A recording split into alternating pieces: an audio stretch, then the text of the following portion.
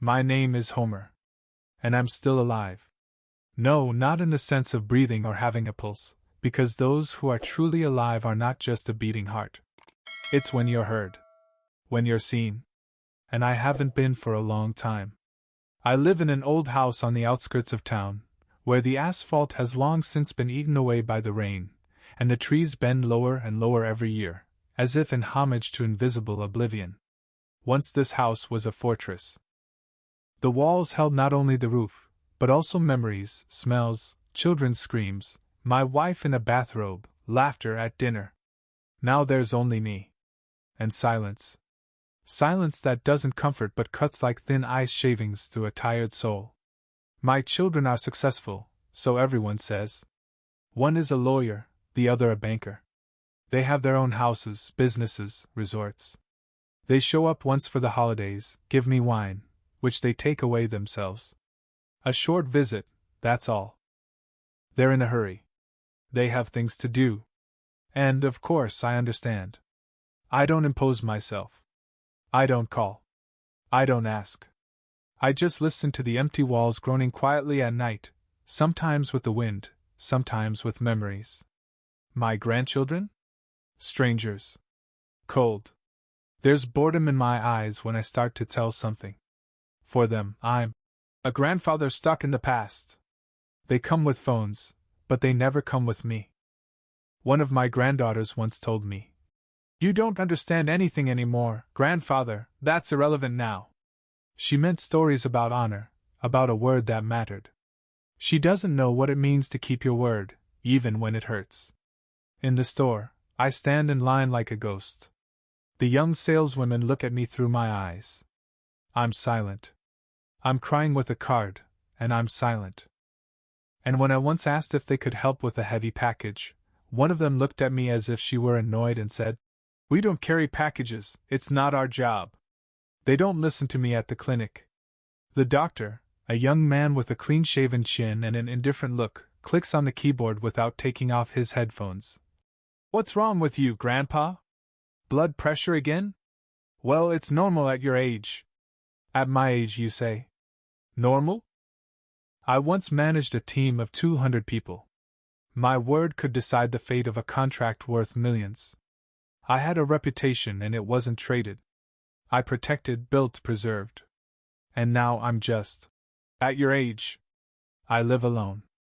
And every morning is like a continuation of yesterday. The same movements. The same walls. The same kettle, creaking, as if laughing contemptuously. I look out the window, but there is not a view, but an abyss of indifference. People are running somewhere, hurrying, shouting into their phones. And no one turns their heads. Because what can an old man say? Every evening I open my diary. Not to write memories, no. Those have long since burned out. I simply look at the empty pages and think, shouldn't I fill them? Not with words, with names. With events. With moments that hurt. As if someone quietly starts knocking from inside. Not from the heart, no. Deeper. From the place where disappointment is stored.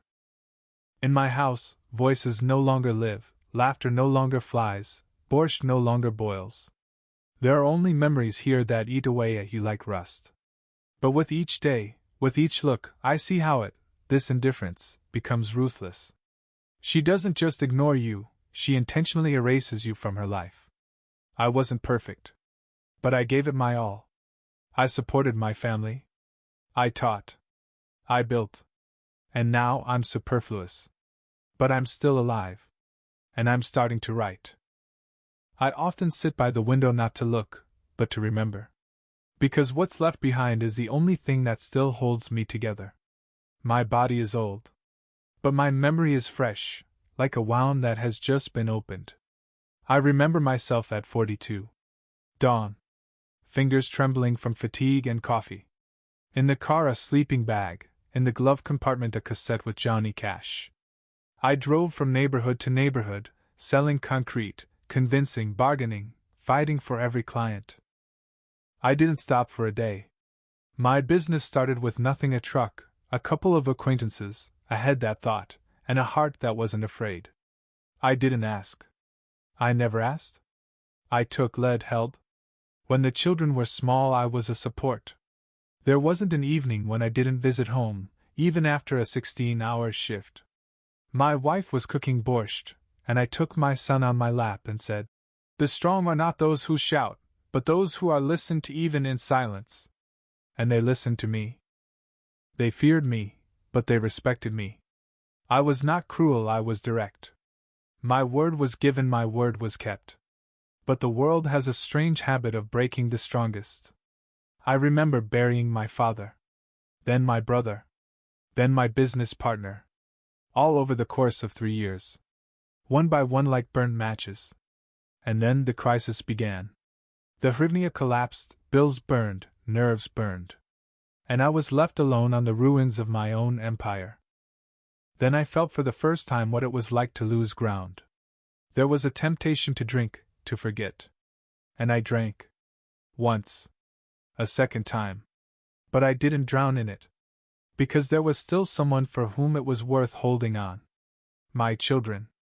I sold my last truck to pay for my daughter's education abroad. I left the business to my son when he said, "I'm ready." I trusted him, I backed away. I thought they would remember that. Instead of gratitude, there was silence. Years pass, and I understand that the one who once held everything is no longer needed by anyone. Their life is now comfortable, smooth, like glass. And there is no reflection of me in this glass. They live as if my path never existed. As if they themselves soared to those peaks. And I as if I never held them on my shoulders. And yet the most painful thing is not their indifference, but the fact that I became a lie to myself. I repeated that I do everything for the sake of my family. That I give without demanding. But now I ask myself, and was there even a drop of love in return? Was there even one evening when they said, "Thank you, Dad? We remember what you did"? No. There wasn't. These are memories. They don't burn, they don't disappear. They hide under the skin. They grind you down from the inside. And every day, when I see my son talking about his successful start in an interview, or when my daughter says that she doesn't like me because she has her own problems, I think, I raised the wrong generation. I created comfort and killed value. I no longer regret it. I write it down. The diary already has names. There are addresses. There are dates. There's the doctor who called me an old grumbler. There's the grandson who dodged a visit and then posted a video from a party. There's the salesman who threw my change on the counter like I was trash. I didn't tell them anything. But I wrote it down. Because memories aren't just about who I was. They're the sand that sharpens the blade. And it gets sharper. There is pain that cuts suddenly, like a knife. And there is another, slow, drop by drop, sucking you out day by day until you don't notice that you're already empty inside. That's the kind of pain I've been feeling for the past few years. It didn't scream, it squeezed its throat gradually until its voice disappeared. One morning I woke up earlier than usual. Not because of insomnia, no. I just remembered that once upon a time, the house would be awakened by the aroma of freshly brewed coffee and toasted bread. Now it was the smell of dampness and a cold stove. I put on an old coat that still had a faint glimmer of its former elegance, and went to the bus stop. I had to get some tests done at the hospital. My grandson Artem was standing at the bus stop. I even felt warm. Fate gave me a chance to talk, a short but real one. He was looking at his phone, not noticing me. I quietly greeted him and, gathering my courage, asked if we could spend some time together after my examinations. He looked at me slowly, the way people look at someone interrupting an important matter. "I'm busy," he snapped. "Anyway, you could have made arrangements beforehand. I have a life too." Life is. As if mine wasn't considered a life anymore. We were riding on the same bus. He stood apart, headphones in, laughing at something on his phone, and I was next to him, like an outsider in my own kind. People noticed his indifference to me. But he didn't feel ashamed. I felt ashamed. The situation at the hospital was even worse. The doctor gave me a condescending look, as if I was a burden on his schedule. You came without an appointment. You should have registered online. All normal people do that now, he grumbled, not looking up. I don't really understand these systems. I can wait if that's not my problem. He snapped and marked something on the computer as if he were putting a fat cross on me. I had been sitting in the hallway for over 3 hours. People who came in later had come in earlier. I wasn't even angry, I just froze inside. Instead of a heart, there was an icy handful. That evening I went to the store. I only needed a few things: bread, milk, heart pills. The cashier, a young girl, without looking, went through the purchases, and when I asked for change, she sighed and threw the money so that the coins rolled under the feet of another customer. He walked around me in irritation, shoving me with his shoulder, and made me a gesture that needed no translation.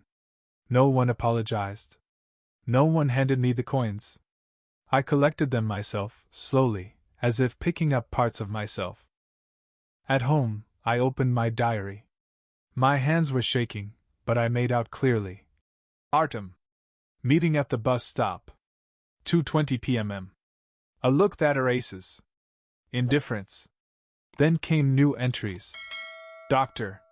Humiliation in the hallway. Shop. Coins on the floor. I didn't cry.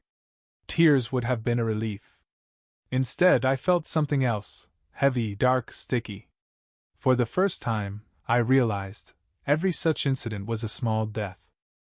And I was dying slowly, piece by piece, in the eyes of the people who were supposed to hold my hand. On Sunday, my son called.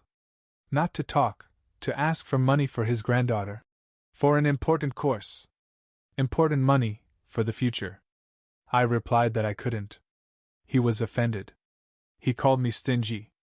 And hung up. Do you hear? I am stingy. I, who once sold the last thing to give them a start.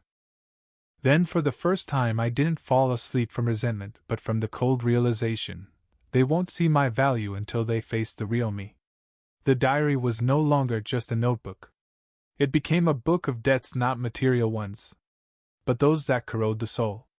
I began to describe their not events, but the consequences that would one day come. Not revenge, no. Justice. A mirror.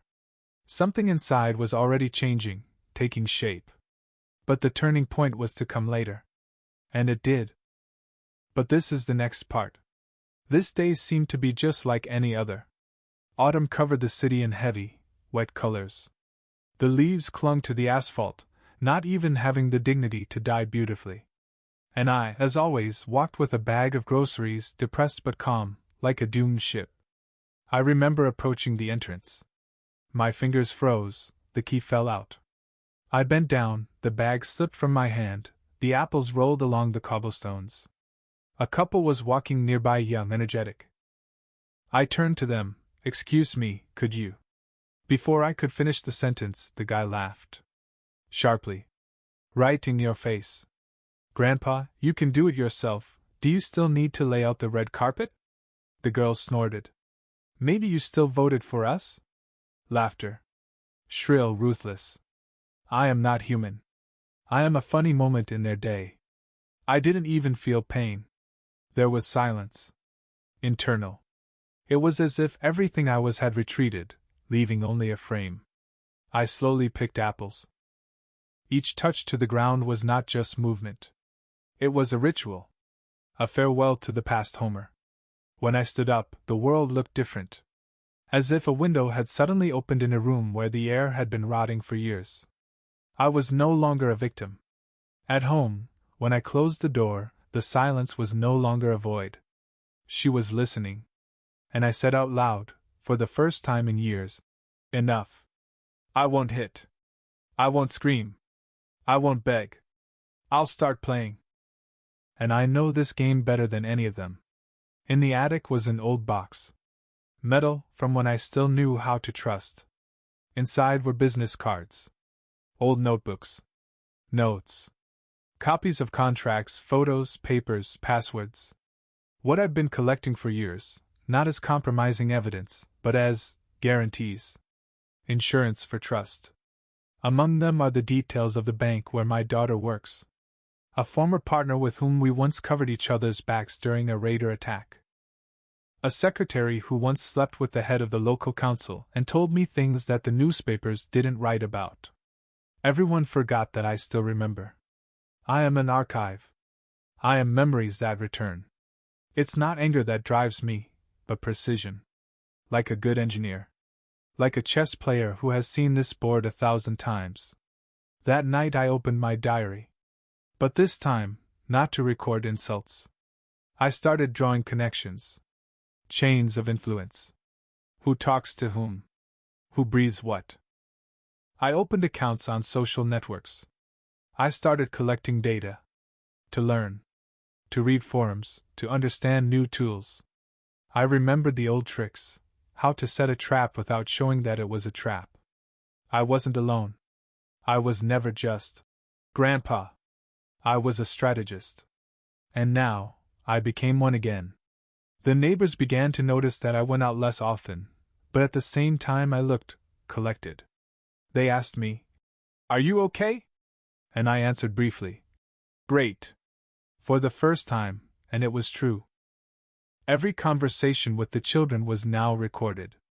Every look, every cold gesture, was fixed in the system that I was building for myself. Not out of pain, but out of the conviction that the truth must sound loud. And it will sound when the time comes. I don't plan to hurt their bodies. No. I plan to show them themselves. To make them see what they have become. And how deeply empty their successful lives are. In this game, I will not be a voice. I am a shadow. And it is the shadow that best reminds us of the light they have neglected. In every war, there is a moment when the commander no longer looks back. He doesn't grieve, he doesn't ask why. He places the pieces. And that's exactly the moment for me. On the outside, I'm still the same old grandfather in a worn jacket. On the inside, I'm a mechanism. Cold, precise. I'm a system that they themselves devalued, and which is now coming to life to act. I wasn't looking for revenge. I was looking for balance. But balance requires precise calibration. And I took on this with the same meticulousness with which I once built my business. My daughter was the first. She works in a large bank. She has the image of a stable, reliable leader who doesn't give in to emotions. But I knew that every fortress has a weak spot. She was easy to find. Once, during a severe financial crisis, I poured money into one of her projects. She asked unofficially, through an acquaintance, so as not to get my name wrong. I kept that deal. A flash drive. Originals. Witnesses. I wrote an anonymous letter to the bank's central service with the details of that transfer, attaching the facts and asking just one rhetorical question. Are you sure there aren't people in the system who are covering up their tracks? I didn't want to destroy her. No. But I wanted her to feel the pressure. A cold, businesslike fear, the same one I once felt myself when I carried everything on my shoulders. 2 days later she called, nervous, unsure, with an artificial laugh in her voice. Dad, are you okay? Haven't you heard anything strange lately? Everything's great, I replied. How are you? I heard something crack in her voice. Then there was her grandson, Artem. Young, self-confident, arrogant. On camera, a volunteer and a motivator, in reality, a blackmailer who leaked private photos of fellow students for money, hiding behind fake accounts. Does he think no one knows? But I knew. I created a fake account of the victim, started a dialogue, entered into trust. Screenshots, IP, transactions. Then, a short letter from the university administration. No threats. No emotions. Only facts. Statements. Excerpts. A week later, Artem ran to his father, and he to me. Dad, do you have any acquaintances at the university? Artem was framed. No, I answered flatly. I don't ask anyone for favors anymore. The silence was longer than any speech. I saw how the shell around them began to break. Not instantly. Not obviously. But the process began. Old acquaintances? They were there. One, a former investigator, the other, a retired IT specialist. We met in the evenings for barbecues, that's what everyone thought. And we were discussing ways to make a former business partner, accidentally, get a tax audit. The same one who robbed me 20 years ago and still talks about how he supported Homer in a difficult time. He's yet to learn what it means to have an old man's memory. These weren't attacks. These were corrections. Precise, thoughtful, targeted. I didn't break, I shifted. I showed cracks they didn't want to know about. Gradually, like an imperceptible current, I changed the environment around me. Everything looked random. But there was nothing random anymore. The son and daughter began to argue. Their dialogue turned into a competition for the truth, which turned out to be very slippery. Artem began to avoid social networks, limited communication, his influencer facade cracked. Neighbors, who had ignored me for years, now cautiously asked, "Haven't you heard, is Marina in trouble?" They say, because of some internal check. I just shrugged. You know, it's not easy for everyone right now. I didn't wage war. I played chess. And I won. Because they were playing with life, I was building its mechanisms. They will never know that it was me. They will think that fate has moved the earth from under their feet. That it is just circumstances. A sudden pressure, an unexpected failure in the system, a series of strange coincidences that have destroyed the usual order. And me? I am an old grandfather in an old house. The one they have long since stopped considering significant. A shadow in the hallway. Silence on the phone. Age statistics. But now the silence has weight. The son no longer shouts on the phone. He has begun to listen. The daughter arrived for the first time without warning, not with a request, but with a pie. She sat down opposite, not knowing where to start. And she said, "You were never superfluous, Dad." I was silent. Because her eyes already said more than any words. For the first time, she saw not just her father, but the man they had lost while still alive. Artem, the same grandson who had once laughed at the bus stop, came quietly, with a crumpled cap in his hand. "Grandpa, do you remember how you once said, 'The main thing is not the voice, but the content'?" I nodded. I didn't understand then. Now I understand. I didn't answer. But I saw in his figure, the boy had returned to the room from which he had once thrown himself out. I didn't expect words of gratitude. And there wouldn't be any. Because this wasn't a performance. Not a cry for help. It was a memory game that I had built so that they could see their own reflection without makeup, without light, without filters. They haven't been destroyed. But now, when they look in the mirror, they see me too. Not the image of my body, not the wrinkles, but the essence, the quiet, unbreakable presence of the one who was and remained. The one who saw everything, was silent, but in the end managed to make sure that no one would forget. I go out into the yard, sit on a bench. The leaves rustle under my feet. The air is cold, but it doesn't bite, because it's warm inside. Not from revenge. But from the fact that I've turned myself around again. And I did it not with fists, not with tears, not with pity, but with dignity. With reason. With patience. With precision. I haven't become a monster. I haven't become a saint. I've simply become myself. They no longer call me superfluous. They no longer ignore me in the store. Neighbors greet me first. Children come over more often. But most importantly, a voice has reappeared in my house. I open my diary. Once a black book of images. Now a history of a lesson. Not for them. For me. I read the first entry. Nobody sees the old man.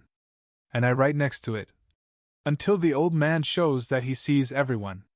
Old age is not the end. It's just another form of strength. Not loud. Not physical. But inevitable. And if anyone thinks that years make a person weak, he has not yet met someone who knows how to wait. I will not be applauded. I will not be brought on stage. I am not a hero.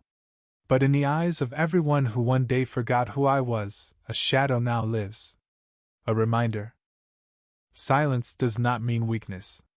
Forgetfulness does not mean defeat. And the one who is crossed out can still write the ending. My name is Homer. And I am no longer silent. Subscribe and like, and send the video to your friends.